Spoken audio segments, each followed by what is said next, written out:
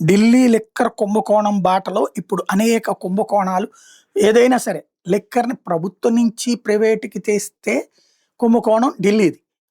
Private నుంచి private నుంచి ప్రభుత్వానికి మారిస్తే కుంభకోణం అన్న ఆరోపణలు ఆంధ్రప్రదేశ్‌లో జగన్మోహన్ రెడ్డి మీద చేస్తున్నది ప్రభుత్వం.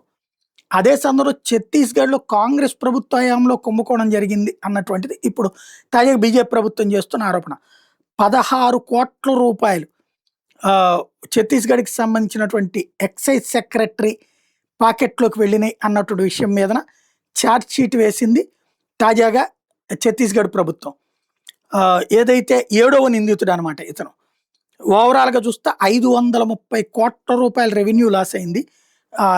ఏదైతే అప్పుడున్నటువంటి సీఎంగా ఉన్నటువంటి భూపేష్ బఘెల్ నేతృత్వంలో ప్రభుత్వం తీసుకున్నటువంటి నిర్ణయం వల్ల టోటల్ స్కామ్ వచ్చేటప్పటికి 3,200 రూపాయల్లో 530 నష్టం అన్నటువంటిది కీలకం అన్న కోణంలో జరుగుతుంది. అంటే ఢిల్లీలో ఏంటి ప్రభుత్వానికి రావాల్సిన ఆదాయం 200-300 తగ్గింది.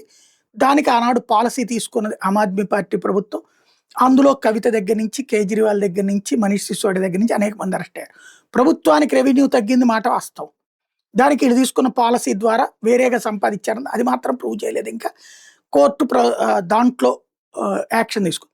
ఆంధ్రాలో స్పెషల్ ఏంటంటే ప్రభుత్వ ఆదాయం పెరిగింది. ఇక్కడ ప్రైవేటు మద్యం దుకాణాల నుంచి ప్రభుత్వ మద్యం దుకాణాల కిందకి మారిస్తే 17,000 కోట్ల నుంచి 25,000 కోట్లకు ఆదాయం పెరిగింది. కానీ అది కుంభకోణం అన్నటువంటిది ఇక్కడ ఆరోపణ. అక్కడేమో ఛత్తీస్‌గఢ్‌లోనే 530 రూపాయలు ప్రభుత్వానికి వచ్చే ఆదాయం లాస్ అయింది అన్నటువంటిది అక్కడ ఆరోపణ. ఢిల్లీది ఛత్తీస్‌గఢ్‌ది ఒకటి, మనది రివర్స్.